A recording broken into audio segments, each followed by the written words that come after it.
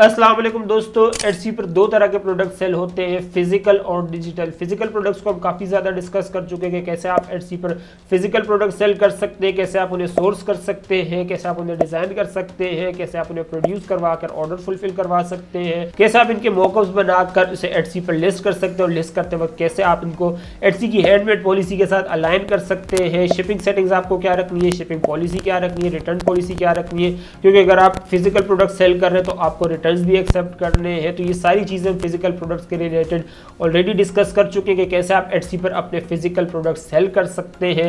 लेकिन जैसे कि मैंने आपको बताया कि एटसी पर दो तरह के प्रोडक्ट सेल होते हैं, फिजिकल और डिजिटल। अब फिजिकल प्रोडक्ट्स को हम ऑलरेडी डिस्कस कर चुके हैं, इसलिए आज की वीडियो में हमारा सारा फोकस रहेगा डिजिटल प्रोडक्ट्स पर कि एटसी पर डिजिटल प्रोडक्ट्स क्या है, किस तरीके से आप एटसी पर डिजिटल प्रोडक्ट सेल कर सकते हैं, एटसी की हैंडमेड पॉलिसी क्या है डिजिटल प्रोडक्ट्स को लेकर, किस किस टाइप के डिजिटल प्रोडक्ट आप एटसी पर सेल कर सकते हैं और किस तरह के प्रोडक्ट्स नहीं सेल कर सकते हैं। जो सेल कर सकते हैं उन्हें आप एटसी पर लिस्ट किस तरीके से कर सकते हैं, ये सारी चीजें आज के एपिसोड में हम डिस्कस करेंगे। अब सबसे पहले अगर हम ये बात करें कि डिजिटल प्रोडक्ट्स क्या होता है, तो देखिए दो तरह के प्रोडक्ट्स होते हैं, एक होते हैं फिजिकल और एक होते हैं डिजिटल। अब फिजिकल प्रोडक्ट यानी वो चीज़ फिजिकली जिसे आप टच कर सकते हैं, जैसे कि ये कीबोर्ड है मेरा, अब इसको मैं फिजिकली टच कर सकता हूँ तो ये फिजिकल प्रोडक्ट है। लेकिन ये जो मेरी वीडियो जिस वक्त आप देख रहे हैं ये एक डिजिटल प्रोडक्ट है, इसको आप टच नहीं कर सकते, इसको सिर्फ आप कंज्यूम कर सकते हैं, देख सकते हैं डिजिटली। या फिर अगर आप इस वीडियो को देखें, या फिर अगर मैं आपको एक और मिसाल दूं तो कंप्यूटर की कोई भी फाइल जो डिजिटली एग्जिस्ट करती है उसे हम डिजिटल फाइल कहते हैं। अब डिजिटल फाइल की कैटेगरीज में काफी ज्यादा प्रोडक्ट्स आते हैं, जिसमें आपकी ई बुक्स आ जाती हैं, ट्यूटोरियल्स आ जाते हैं, ऑनलाइन कोर्सेज आ जाती है, आर्टवर्क्स आ जाते हैं, क्रिएटिव डिजाइन आ जाते हैं, एनिमेशन आ जाती है और म्यूजिकल फाइल्स होती हैं, ये सारी चीजें आ जाती है। तो ये सारी चीजें आप डिजिटल फाइल के अंदर सेल कर सकते हैं और एटसी पर ये तकरीबन सारी चीजें आप सेल कर सकते हैं। बस शर्त ये है कि जो चीजें आप एटसी पर सेल कर रहे हैं वो 100% आप ही की प्रोडक्शन होनी चाहिए, आप ही का प्रोडक्ट होना चाहिए। कहीं से कॉपी किया हुआ प्रोडक्ट आप एटसी पर as a digital product sale नहीं कर सकते। अगर आपको एटसी पर सेल करना है डिजिटल फाइल तो इस चीज को बस आपने ध्यान में रखना है कि आप एटसी पर कोई भी इस तरह का प्रोडक्ट नहीं सेल कर सकते, कोई डिजिटल स्पेशली जो आपका खुद का प्रोड्यूस किया हुआ प्रोडक्ट ना हो। अगर इस पॉलिसी को आप फॉलो कर लेते तो एटसी की जो हैंडमेड पॉलिसी है इसमें आप ऑटोमेटिकली ही अलाइन कर जाओगे। तो ये सारे वो प्रोडक्ट है जिन्हें आप एटसी पर सेल कर सकते हो डिजिटली। अब जो भी लोग एटसी पर सेल करना चाहते हैं उनके जहन में सबसे बड़ा सवाल यही आता है कि क्या आप एक ही अकाउंट पर फिजिकल और डिजिटल प्रोडक्ट सेल कर सकते हैं। तो जी बिल्कुल, आप एक ही अकाउंट पर फिजिकल और डिजिटल दोनों प्रोडक्ट सेल कर सकते हैं। लेकिन मैं आपको रिकमेंड करूंगा कि अगर आप एटसी पर फिजिकल और डिजिटल दोनों प्रोडक्ट सेल करना चाहते हैं तो दोनों के लिए आप सेपरेट अकाउंट खोलें। एटसी आपको फुल अलाउ करता है कि आप जितने चाहे अकाउंट खोल सकते हैं। अगर आपके एक से ज्यादा ब्रांड्स हैं या आप एक से ज्यादा प्रोडक्ट कैटेगरी में सेल करते हो जैसे कि फिजिकल और डिजिटल, तो आप सेपरेट अकाउंट सेपरेट बिजनेसेस के लिए खोल सकते हो। एटसी इसको फुली सपोर्ट करता है और एटसी अलाउ भी करता है, क्योंकि एटसी चाहता है कि भाई उनके जो प्लेटफॉर्म है उस पर हमेशा यूनिक और क्रिएटिव चीजें ही सेल हो। तो अगर आप एक से ज्यादा कैटेगरी में सेल करना चाहते हो एटसी पर तो एटसी आपको डिफरेंट ब्रांड्स के लिए डिफरेंट अकाउंट खोलने की भी परमिशन देता है।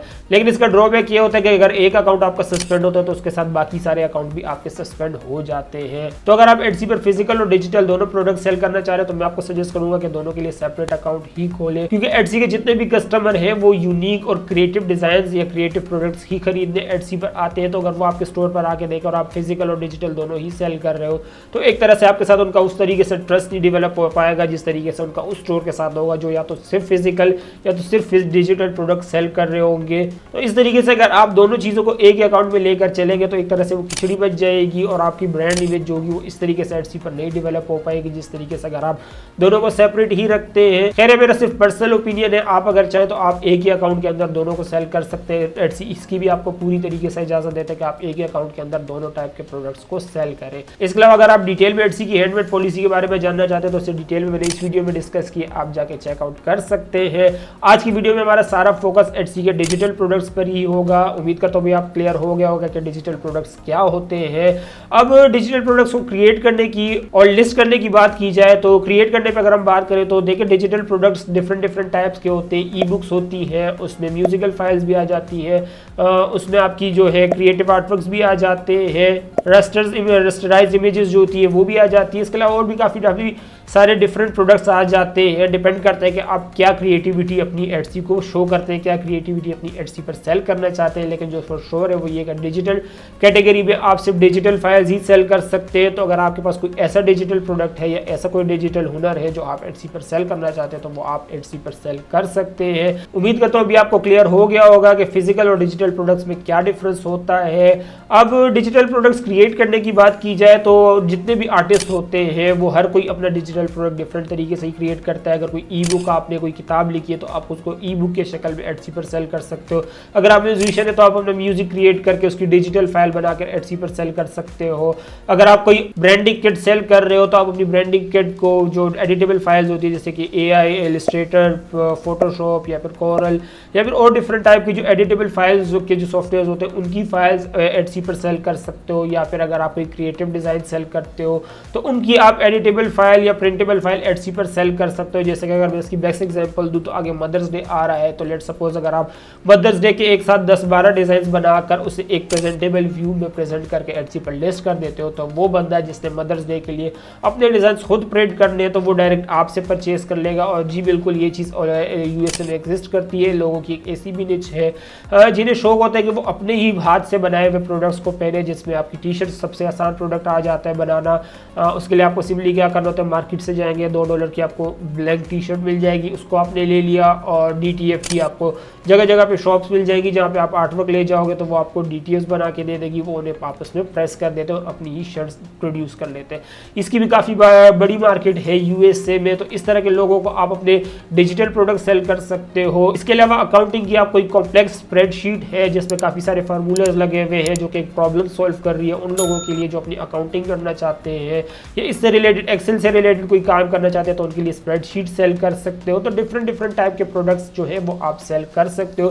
یہ ساری چیزیں آپ کی کیٹیگری پہ ڈیپینڈ کرتا ہے کہ آپ کس کیٹیگری میں کس طرح کے آرٹسٹ ہو. اب ایک پرنٹ آن ڈیمانڈ سیلر ہوں تو میں آپ کو اپنی ایگزامپل دوں گا کہ میں مدرس ڈے کے کچھ ڈیزائن ابھی پروڈیوس کر کے آپ کے سامنے اسے ایٹسی پر لسٹ کروں گا ایز اے ڈیجیٹل فائل, اور آپ کو بتاؤں گا کہ کیسے آپ ایٹسی پر اپنا ڈیجیٹل پروڈکٹ اپلوڈ کر سکتے ہیں, ہینڈ میڈ پالیسی آپ کو کس حساب سے سیٹ کرنی ہے اور ڈیجیٹل فائل جو ہوگی وہ آپ کو کس طریقے سے اپلوڈ کرنی ہے. تو چلیے ہم اسکرین پر چلتے ہیں اور وہاں ایٹسی پر اپلوڈ کرتے ہیں اپنا ڈیجیٹل پروڈکٹ. ٹھیک ہے دوستوں, تو یہ میں آ گیا اپنی اسکرین پر اور یہاں میں نے اپنے پاس مرج ڈومینیٹر کھولا ہوا ہے اور اس میں سے میں کچھ مدرس ڈے کے ڈیزائنز ڈاؤن لوڈ کر لیتا ہوں. اور یہ میں نے اپنے پاس مدرس ڈے کے ڈیزائن کھول دیے ہیں. اب امیزن پہ امیج سیو کرنے کا آپ کے پاس کوئی آپشن نہیں ہوتا, یہاں پہ سیو امیج کا تو آ رہا ہوتا ہے لیکن یہ چھوٹی لو ریزولوشن امیج ہی ہمیشہ سیو ہوتی ہے. تو میں آپ کو سجیسٹ کروں گا کہ اس طرح کی آپ ایکسٹینشن ڈاؤن لوڈ کر لیں امیزن سے امیج ڈاؤن لوڈ کرنے کی, جس میں آپ high resolution image down load کر سکیں.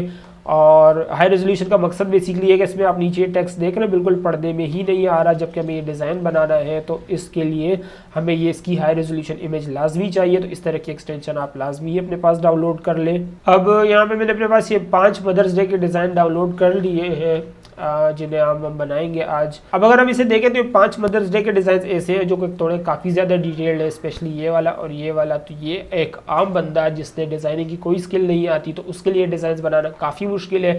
اس لیے ان ڈیزائنز کو بنانے کے لیے ہم اے آئی کا سہارا لیں گے, اے آئی سے ان کو بنوائیں گے تاکہ ہمارا ٹائم بھی بچے اور وہ بندہ وہ شخص جو اس ویڈیو کو دیکھ رہا ہے جس کے پاس ڈیزائننگ کی بالکل بھی اسکل نہیں ہے تو وہ بھی اس کو ڈیزائن کر سکے. تو اب ان ڈیزائنز کو ہمیں بنانا ہے لیکن اس سے وہ سب سے پہلے ہمیں کراپ کرنا ہے, کیونکہ اگر ہم اس شرٹ کے ساتھ اس کو اے آئی کو دیں گے تو اے آئی شرٹ کے ساتھ ہی بنائے گا اور پھر وہ ہمارے لیے اور زیادہ لمبا کام ہو جائے گا کہ اس کو ہم بعد میں شرٹ سے سیپریٹ کریں. تو اس سے اچھا ہے کہ ہم ابھی ہی ان امیجز کو کراپ کر لیتے ہیں. ان امیجز کو کراپ کرنے کے لیے ہم ان کو باری باری پینٹ میں کھولیں گے اور پینٹ میں اس کو ہم زوم آؤٹ کر دیں گے. زوم آؤٹ کرنے کے بعد سلیکشن ٹول لے کر ڈیزائن والے ایریا کو, یہ تو غلط ہو گیا, اس کو اسکیپ کر دیتے ہیں. ڈیزائن والے ایریا کو ہم کر دیں گے کراپ. کراپ کرنے کے بعد ہم اس کو کر دیں گے سیو. سیو کرنے کے بعد ہم واپس فولڈر میں آئیں گے, دیکھ رہے ہیں کراپ ہو گیا. ابھی دوسرے ڈیزائن پہ ہم آ جائیں گے ایسے ہی. اب ان سارے ڈیزائنز کو ہم نے کراپ کر دیا. اب باری باری کر کے ایک ایک کو ہم یہاں آئیڈیوگرام میں لاتے ہیں. پہلے والے ڈیزائن کو اگر ہم آئیڈیوگرام میں لے کر آئیں, اس کو کہتے ہیں کرو ڈسکرائب. ڈسکرائب کرنے کے بعد یہاں پہ ساری سیٹنگز ہیں, ہم یہاں پہ دیکھ لیتے ہیں سیٹنگز. یہ میں نے چینج کی تھی لاسٹ ٹائم, اس کو واپس کر دیتا ہوں. 10/16 بہت بڑا ہو جائے گا. 2/3 2/3 بھی بہت بڑا ہو جائے گا. اس کو 3/4 کر دیتا ہوں. نہ زیادہ ڈیزائن کی ہائٹ ہو نہ ڈیزائن جو ہے وہ زیادہ چھوڑا ہو. اور اس کے علاوہ کلرز ہم اس کو آٹو پر ہی رکھ لیں گے اور اس کو ہم کروا دیتے ہیں جنریٹ. اب یہ اس نے ہمیں ڈیزائنز جنریٹ کر کے دیے ہیں. Legends were born in 1965 genuine one of a kind quality limited edition دس اور genuine one of a kind. لیکن اس نے ہمیں 4 ڈیزائنز جنریٹ کر کے دے دیے. اس میں سے ہم اس والے کو سلیکٹ کر لیتے ہیں اور کر دیں گے ڈاؤن لوڈ. اب اس ڈیزائن میں اگر آپ دیکھو تو جینون الگ ورڈ ہے, ون آف اے کائنڈ الگ ورڈ ہے. اب آپ کو چاہیے کہ آپ اس کو فکس کرواؤ اس سے اے آئی سے کہ بھائی اس کو مجھے فکس کر کے دو. یہ دونوں الگ الگ ورڈ ہیں, کوالٹی اور لمیٹڈ ایڈیشن بھی الگ الگ ورڈ ہیں. تو اس کو اس نے ڈیزائن میں ہمیں بھنڈ مار کے دیا, اس کو الگ کرنے کی ضرورت ہے. لیکن میں اس کو الگ نہیں کر رہا کیونکہ میں آپ لوگوں کا ٹائم ضائع نہیں کرنا چاہتا. آپ نے ڈیزائن بناتے وقت خیال رکھنا ہے کہ آپ ان چیزوں کو فکس کروائیں. میں اس کو سیدھا کر لیتا ہوں ڈاؤن لوڈ. اسی طریقے سے ہم باقی ڈیزائنز پہ بھی آئیں گے, باقی ڈیزائنز کو بھی جنریٹ کروائیں گے. تو اسی طریقے سے میں نے اس سے باقی بھی 4 آرٹ ورک جنریٹ کروا دیے اور باقی 4 آرٹ ورک جنریٹ کرانے کے بعد ہم نے 5 کے 5 آرٹ ورکس اپنے پاس سیو کر دیے. وہ 5 آرٹ ورک جن کی آج ہم ڈیجیٹل فائل بنائیں گے. اب اگر ان کو آپ دیکھو تو امیجز یہ ہائی ریزولوشن ہی ہے, لیکن ایک چیز جو ہے وہ یہ کہ یہ بیک گراؤنڈ ان کے بلیک بیک گراؤنڈ ہے, جبکہ ہمیں ٹرانسپیرنٹ بیک گراؤنڈ چاہیے, پی این جی چاہیے اور دوسرا اس کی ایڈیٹیبل ویکٹر فائل چاہیے. تو یہ دونوں فائلیں ہمیں چاہیے. اس کے لیے ہمیں پہلے اس کو ویکٹر آرٹ میں کنورٹ کرنا پڑے گا. اس کے لیے بھی ہم اے آئی کا ہی استعمال کریں گے اور اس کے لیے ہم آئیں گے گوگل پر, vectorizer.ai کو ہم کھول لیں گے. اس کی میرے پاس پریمیم ممبرشپ ہے. اگر آپ کے پاس کوئی دوسرا بہتر فری والا ٹول ہے تو آپ اس کو بھی یوز کر سکتے ہیں, لیکن میں اسی کو یوز کرتا ہوں پرسنلی. تو میں اس پہ اپنی ایک ایک کر کے امیجز کو ڈریگ اینڈ ڈراپ کروں گا. اس کو سائڈ بائی سائڈ چیک کر لوں گا کہ کہیں کوئی مسئلہ تو نہیں ہے. آرٹ ورک اس نے صحیح سے بنایا ہے, اسپیلنگ اس نے صحیح سے ٹریس کی ہے, ساری چیزیں پرفیکٹ ہیں. تو میں اس کو کر دوں گا ڈاؤن لوڈ اور ڈاؤن لوڈ میں اس کو کر دوں گا ای پی ایس کو کر دوں گا ڈاؤن لوڈ. اسی طریقے سے میں باقی امیجز بھی اس سے ڈیزائن کریٹ کرواؤں گا. تو یہ اس نے میں ساری ای پی ایس فائل جنریٹ کر دی. اب ہم ان سب کو ایک ہی فولڈر میں لے آتے ہیں جہاں پر ہمارا سارا کام ہو رہا ہے اور ان کو لے جاتے ہیں ایڈوب ایلسٹریٹر میں. یہاں پہ ہم ایک کینوس بنا دیتے ہیں A4 کا. تو ہمارے 5 ڈیزائن تھے اس لیے اب اس میں بنا دیں گے 5 آرٹ بورڈز. اس کے لیے ہم جائیں گے آرٹ بورڈ ٹولز میں اور یہاں پہ کر دیں گے ایڈ. 5 ڈیزائنز ہیں ہمارے, تو ہم نے 5 آرٹ بورڈز بنا دیے. اب ہم کیا کریں گے کہ ان 5 کے 5 ڈیزائنز کو ایلسٹریٹر میں کھولیں گے. اب یہاں اگر آپ دیکھو تو پیچھے بلیک بیک گراؤنڈ ہے, اس لیے ہمیں اپنی فائل کے اندر بھی سب کو بلیک بیک گراؤنڈ دینا ہے. یہاں پہ ہم پیچھے ایک لیئر لگا دیتے ہیں بلیک کلر کی. یہ ہمارا ڈیزائن ہے یہاں پر اور اس سے ہم نکال دیتے ہیں بلیک بیک گراؤنڈ. یہ ساری فائلز ہم نے یہاں لا کے ایڈجسٹ کر دی اور ایڈجسٹ کرنے کے بعد اس فائل کو کر دیں گے ہم سیو. تو یہ میں نے اس کی ساری فائل سیو کر لی جس میں نے اے آئی اور ای پی ایس اور پی ڈی ایف یہ 3 فائلیں جو کہ میں آفر کروں گا. لیکن اگر آپ اس سے زیادہ فائلیں آفر کرنا چاہتے تو وہ بھی آپ ایلسٹریٹر سے سیو کروا سکتے ہیں, جس میں آپ کی پی این جی آ جائے گی, ایس وی جی آ جائے گی. لیکن میں ایڈیٹیبل فائل دے رہا ہوں تو مجھے پی این جی بنانے کی ضرورت نہیں ہے. وہ جو بھی یہ فائل پرچیز کرے گا وہ خود ہی اس کو بنا سکے گا اپنے حساب سے. تو اب ہمیں اس کو کرنا ہے ایڈ سی پر اپلوڈ. تو ہم آ جاتے ہیں ایڈ سی پر, لیکن ایڈ سی پر آگے بڑھنے سے پہلے ہم اس کا موک اپ جنریٹ کر لیتے ہیں کیونکہ موک اپ بنانا ہم بھول گئے. اور اس کے لیے ہم فوٹو شاپ میں آگے 2000 بائی 2000 کا کینوس لے لیتے ہیں کیونکہ یہ اسٹینڈرڈ سائز ہوتا ہے ایڈ سی کے لیے. یہاں پر لا کے ہم سارے ڈیزائنس پھینک دیں گے اور ان سب کو ہم کر دیں گے سلیکٹ اور اسمال کرنے کے بعد ان سب کو ہم یہاں کر دیں گے ایڈجسٹ. یہ تھوڑا سا باہر نکل رہا ہے تو اس کو ہم وہاں پہ اندر لے آئیں گے اور نیچے کی طرف تھوڑا کم ہے تو ہم اس کو تھوڑا نیچے لے آئیں گے. بیک گراؤنڈ کا کلر ہم بلیک کر دیں گے تاکہ یہ ایک جیسا کلر دیکھے. ایک جیسا کلر ہو گیا اور اس کو ہم یہاں پہ ہم اپنا ٹیکسٹ لکھ دیں گے سیٹ آف 5 مدرس ڈے ڈیزائن اور اس کو تھوڑا سا ہم ایڈجسٹ کر لیں گے جو کہ ہمارا ٹائٹل بنے گا تاکہ کوئی بھی اگر ہمارا تمبنیل دیکھے تو اس سے ہمارے ڈیزائنس کلیئرلی نظر آئے. اس فونٹ کو ہم تھوڑا بہتر کر دیں گے. تو یہ ہمارا موک اپ بھی ریڈی ہو گیا. اس کو بھی ہم کر دیں گے سیو اپنے فولڈر میں. یہ ہمارا موک اپ بھی ریڈی ہو گیا. اس لیے ہم واپس آ جائیں گے ایڈ سی پر اور یہاں ہم کر دیں گے ایڈ اے لسٹنگ. یہاں ہم سے پوچھ رہے کہ کیٹیگری کیا ہے تو ہم اس کو کر دیتے ہیں ڈیجیٹل. ڈیجیٹل میں بھی ہمیں کہہ رہا ہے کہ کیا ہے, ڈیجیٹل پرنٹس ہیں یا کوئی ٹیمپلیٹس ہے, گائیڈ ہے how to digital art work ہے, ہمارا ایلسٹریشن میں آئے گا. تو ہم اس کو کر دیں گے یہی والا، لیکن اس کے علاوہ باقی کیٹیگریز بھی ہم دیکھ لیتے ہیں، اس میں تو نہیں آئے گا. ڈیجیٹل السٹریشن بھی آئے گا ہماری کیٹیگری، ہم اسی کو سلیکٹ کر دیتے ہیں اور اس کو کر دیتے ہیں ہم کنٹینیو. کنٹینیو کرنے کے بعد پوچھ رہے ہیں آپ کی پروڈکٹ کے کیٹیگری کون سی ہے، کس ٹائپ کا پروڈکٹ آپ سیل کر رہے ہیں، آئٹم کس ٹائپ کا ہے، تو اس کو ہم کر دیں گے ڈیجیٹل فائلز. اور who made it, I did, میں نے اس کو بنایا خود ہی. فنش پروڈکٹ ہے یہ، supply tool to make thing. Supply tool میں اس کو ہم لے جائیں گے کیونکہ یہ بیسیکلی ایک آرٹ ورک ہے جس کو آگے چل کے بندہ یوز کر سکتا ہے اپنا پروڈکٹ بنانے کے لیے. وین یو میڈ اٹ، ہم اس کو کر دیں گے 20 to 25. ابھی ریسنٹلی ہم نے اس کو بنایا ہے. کریٹڈ بائی می اور compiled by me with a I generator. تو اے آئی جنریٹر سے ہم نے اس کو بنایا، اس کو ہم یہیں پر یہ چیز کلیئر کر دیں گے. اور اس کے علاوہ اس کو ہم کر دیں گے کنٹینیو. کنٹینیو کرنے کے بعد یہ ٹائٹل ہم سے پوچھ رہے ہیں، تو ڈیجیٹل پروڈکٹ کا ٹائٹل ہم نے آج سے پہلے کبھی ڈیجیٹل پروڈکٹ لیٹ سپوز نہیں کیا اپلوڈ، تو ہم اس کے لیے کیا کریں گے، ہم اس کے لیے کوئی بھی ایک ایسا ڈیجیٹل پروڈکٹ جو ابھی ہم سیل کر رہے ہیں اس سے ریلیٹڈ پروڈکٹ کو ڈھونڈ کے اس کے ٹائٹل سے انسپریشن لیں گے. اب اس کے لیے میں نے یہاں پہ ایک لسٹنگ ڈھونڈی ہے یہ والی. یہ بھی مدرس ڈے کے ڈیزائن ہی سیل کر رہا ہے لیکن اس کے ڈیزائنس تھوڑے سے ڈفرینٹ ہیں، تو ہم اس کے ٹائٹل کو لے لیتے ہیں اپنے پاس اور یہاں پر تھوڑا سا اس کو اپنے حساب سے ایڈجسٹ کر دیں گے. مدرس ڈے کوڈ ای پی ایس، ہماری ایس وی جی نہیں ہے، ای پی ایس بنڈل. ہیپی مدرس ڈے ڈیزائن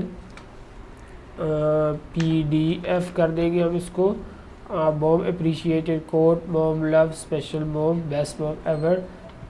اور یہ اس کے علاوہ یہ چیزیں ہم ہٹا دیں گے. بیسٹ موم ایور جو یہ ٹریڈ مارک فریز ہے، اپنے میک شور کرنا ہے کہ جو ڈیزائن آپ سیل کر رہے ہیں اس میں ٹریڈ مارک فریز کوئی نہ ہو. اور پلس اس کے علاوہ یہ سارے پروڈکٹس ہیں اور یہ میرا ٹائٹل اس کے ساتھ ریڈی ہو گیا. فوٹوز یا ویڈیو اگر آپ کے پاس کوئی ہے، میرے پاس فوٹو ہے، پروڈکٹ کا موک اپ ہے، میں اس کو یہاں ڈاؤن لوڈ کر دیتا ہوں. تمبنیل بتا رہے ہیں کہ تمبنیل کس طریقے سے دیکھے گا، آپ اس کو چاہیں تو خود ایڈجسٹ کر سکتے ہیں یہاں سے. اور ڈیجیٹل فائلز پوچھ رہے ہیں کہ ڈیجیٹل فائلز کون سی ہوگی آپ کی، تو وہ آپ نے یہاں ڈریگ اینڈ ڈراپ کرنی ہے. میری یہ 3 ڈیجیٹل فائلز ہیں تو میں اس کو یہاں پہ ڈریگ اینڈ ڈراپ کر دوں گا. تینوں ڈیجیٹل فائلز ہماری ڈاؤن لوڈ ہو گئی، اپلوڈ ہو گئی ہیں. اور اس کے بعد یہاں پہ ڈسکرپشن پوچھ رہا ہے. ڈسکرپشن کے لیے بھی ہم پھر سے انسپریشن لے لیتے ہیں. یہاں پہ اگر ہم آ کے دیکھیں تو یہ انہوں نے بنائی ہے ڈسکرپشن، اب اسی کی کاپی کر لیتے ہیں. میں آپ کو صرف دکھانے کے لیے اس کی کاپی کر رہا ہوں. آپ نے کیا کرنا ہے، آپ نے اپنی یونیک ڈسکرپشن بنوانی ہے. آپ اے آئی کا بھی استعمال کر سکتے ہیں. اور یہاں پہ اس نے انسٹرکشن دی ہوئی ہے، یہ کافی امپورٹنٹ چیز ہے. آپ you will receive an email from Etsy with a link to your download immediately after purchase. This will be sent to your Etsy account email.